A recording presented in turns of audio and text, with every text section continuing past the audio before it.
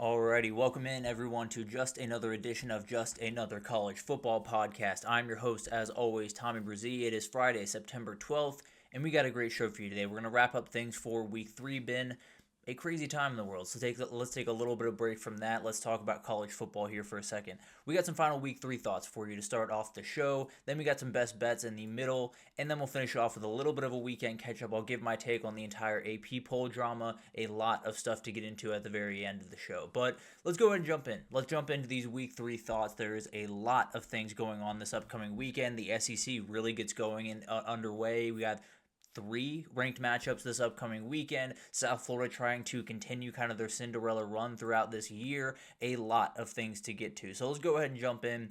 And let's start with that Clemson-Georgia Tech game. That is going to happen on noon tomorrow. Incredible matchup. This line started about 6.5, I believe, in Clemson's favor. Now it's all the way down to 2.5. An incredible Georgia Tech team they're going to play. Sounds like Haynes King is going to be ready to roll in. The K. Klubnik Haynes King conversation or battle is going to be super interesting because K. Klubnik has not really been himself through 2 weeks. Not the guy that really finished last year against Texas really strong and looked like he was coming into a year where he could very well win the Heisman.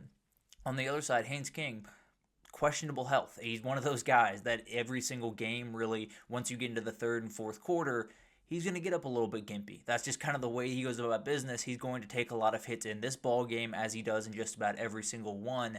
The question is, what will it look like? Will Cade Klubnik be able to find his rhythm? Will Haynes King be able to stay fully healthy throughout this full game? Or will Aaron Philo have to come in relief?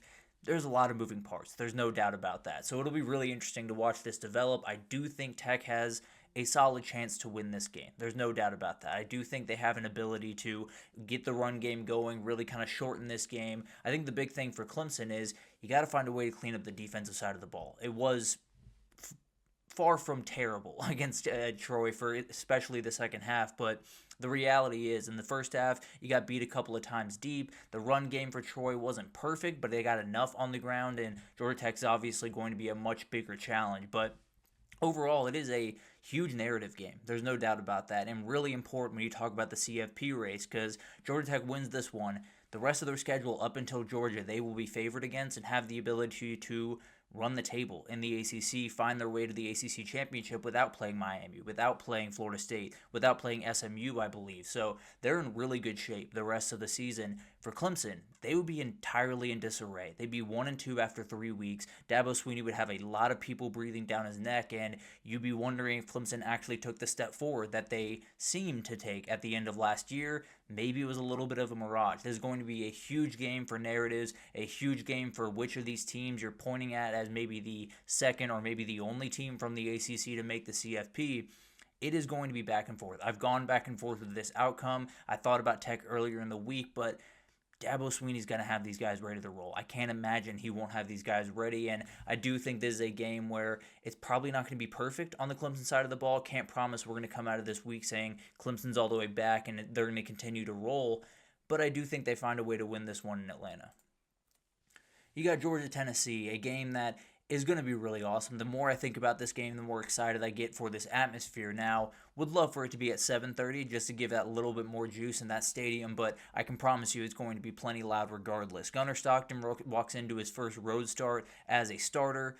Going to be really tough. There's going to be a lot on his plate. The offensive line for Georgia becomes incredibly important because the run game has to get going for this football team. I think an interesting thing that I heard, I believe Cole Kublik talk about in this football game, and kind of an interesting one-on-one, pseudo one-on-one matchup, I should say, is Gunnar Stockton's legs against Arian Carter. Arian Carter is probably the fastest linebacker in the entire country, frankly, and you have Gunnar Stockton that has the capability of making big-time plays with his legs. Can Arian Carter and this linebacker core as a whole for Tennessee kind of take that away, or can Gunnar Stockton find a couple of lanes? Because I don't think this is going to be a game where you're going to have 45 to 42. I don't think we're going to have a shootout. I don't think we're going to have a ton of plays downfield.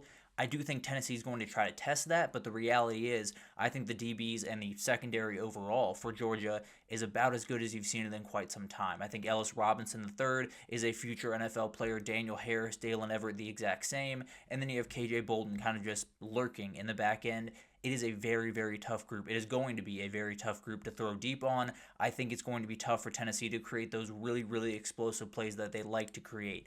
That being said, they don't have to create that many. The Georgia offense has been a little bit lackluster through 2 weeks. There's definitely been some missed moments. There's definitely been Gunnar Stockton maybe not ripping the ball when he probably should because there is a receiver there, but it's definitely a tough throw. He's going to have to be able to rip those in this game because you're not going to get too many opportunities. Against this Tennessee defense, you have to find a way to take advantage of those. That's something that Carson Beck did really well in a couple of these matchups. Stetson Bennett, the exact same thing before him. So you're going to have to find a way to make some plays if you're Gunnar Stockton and get the ball on the outside to your wide receivers. The DBs for Tennessee have been a little bit injured. They're going to have good players back there, I can promise you that, but maybe you find a little bit of an opening against a Ty Redmond, a younger player that maybe you can put Zachariah Branch on and find a little bit of an opening there. The reality is the Georgia offense is going to have to play a whole lot better in both facets of the game, run and pass. They're going to have to find a couple explosive. I don't think they're going to be all over the place. They're probably going to be few and far between, and which one of these teams finds those might just win this game. So I'm going to stick with Georgia. I'm going to stick with Kirby Smart. I do think he's going to be able to have his defense ready to roll whenever we talk about a Georgia defense maybe not playing up to their level or going into a game with a couple of questions. They play their best football. It feels like the exact same conversation we had before the Texas game last year, and we saw the outcome of that one. I think Georgia wins this one. I don't think it's all that pretty on either side of the ball, at least offensively, but they find a way to win this one in Knoxville. South Florida goes on the road to Miami. We've talked about this quite a bit. My opinion has changed just a little bit on this game. I think Miami might roll, and I hate to say it because I think South Florida has been an incredible story, but when I really think about this, the Miami offensive line is going to be the best position group on the field by a pretty comfortable margin. And the reality of Carson Beck as a whole and the Miami offense with Shannon Dawson is if they can run the football, they're pretty much going to be able to pick their score. Now, I do think USF's going to have a couple more answers to the run game for Miami than maybe some other teams would or some weaker teams, but I do think it's still going to be hard for them to not be able to, I don't want to say roll over, but just get kind of beat by this Miami offensive line for guys like Mark Fletcher and guys like Jordan Lyle to find a couple of openings, hit a couple of big runs, and then you're looking up and it's 24-3 in the third quarter. I do think USF, if they're going to find a way to get this one done, I think Keyshawn Singleton has to make a play early. I think one of these wide receivers, I should say, on the outside, Keyshawn Singleton tends to just be the guy, but he could, if he makes a big play early, if someone makes a big play early, we haven't seen Miami. We've seen Miami in tough moments. Obviously, that Notre Dame game got really intense, but they didn't trail in that game. They weren't behind. They weren't kind of playing from behind and trying to force things. Maybe USF can force them into that spot. That is the way I think USF has to go about this. If they win the coin toss, I'd probably take the ball. I'd find a way to get points on the board before Miami. Maybe you can get that offense to press a little bit, and then maybe you get Carson Beck throwing into windows that are a little too tight. You could be in really good shape. I do think Miami has a really solid advantage in this game. I do think Miami's going to win this game relatively comfortably.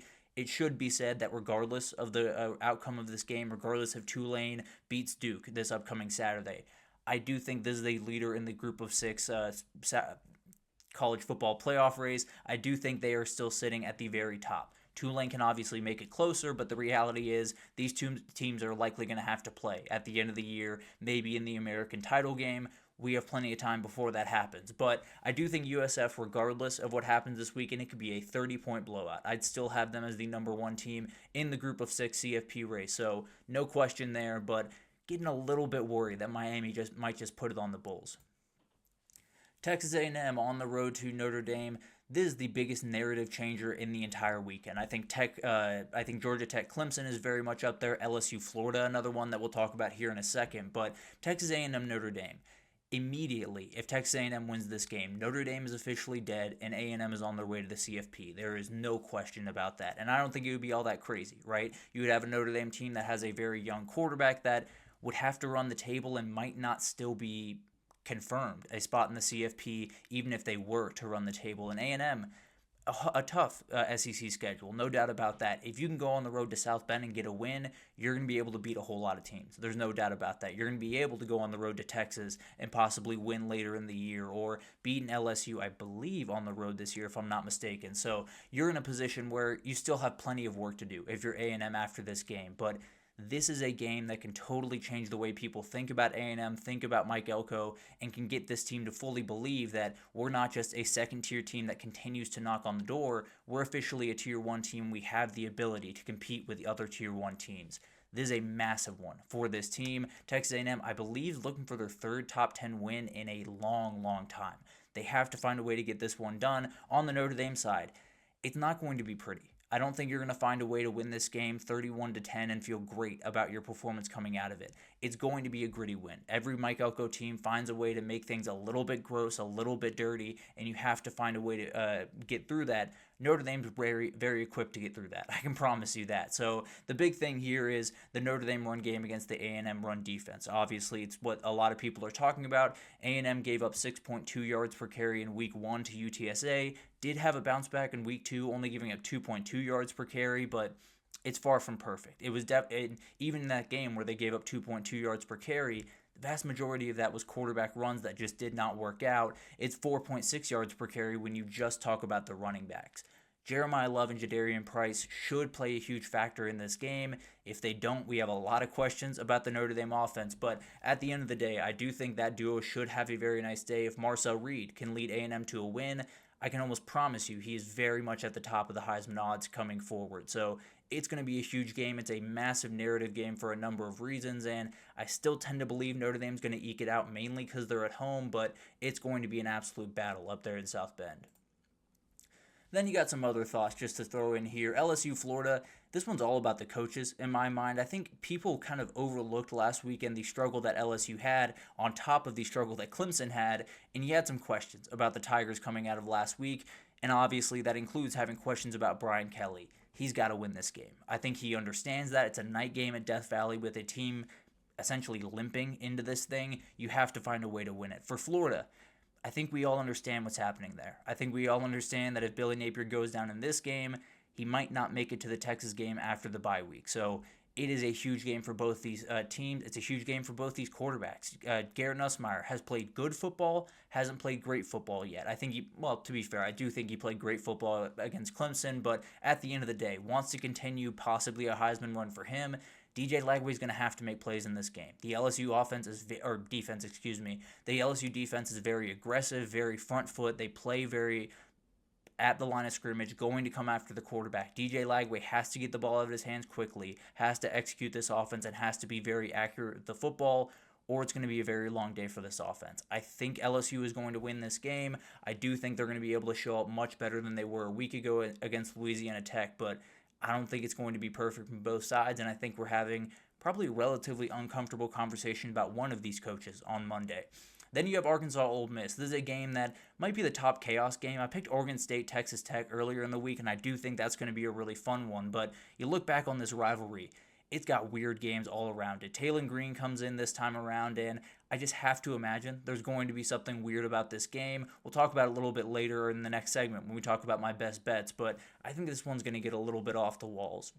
For Wisconsin, Alabama, Ryan Williams is back, and this game to me is just about Alabama should really stomp this team. Now, it's not to say Wisconsin isn't a solid team. The defense especially is very, very solid, and Alabama will have to find openings against that defense. That being said, if they want to be a CFP team, if they want to compete in the SEC, if they want to put Week 1 behind them and continue forward, this is a good statement game. It's a team that maybe isn't on your level talent-wise, definitely isn't on your level talent-wise or size, and you have the ability to kind of push them around a little bit, really kind of flex your muscles while still playing Wisconsin, while still playing a team that really does matter, kind of what we saw last week with Oregon beating Oklahoma State. That wasn't a great Oklahoma State team. That was not a team that was going to be able to compete with Oregon. That being said, it still says Oklahoma State on the scoreboard, and it definitely does help people thinking about your team highly and definitely builds that team's confidence. So this is a huge game for Alabama in so many ways. I'm not saying they have to win by 28 or 30. I am saying they have to win relatively comfortably and look really pretty good doing it. Vanderbilt, South Carolina, I'm rethinking this one just a little bit. I think Vanderbilt might be able to do it on the road at South Carolina. I am going to stick with the Gamecocks as of right now. I think there's a couple of plays to be made for guys like Bakari Swain, for Nick Harbor, for a number of these guys that are uniquely talented on the South Carolina side, but I don't know. Vanderbilt's very interesting. If they do win that game, then we're having a very interesting conversation about what Vanderbilt is capable of this year. And then finally, just an interesting thing to watch this week. UTEP comes to Austin to play Texas. That's two top five quarterbacks from the 2023 class. Malachi Nelson was the number 5 guy. Arch Manning, obviously, the number 1 guy in that class. And it's going to be really, really interesting to watch that one unfold.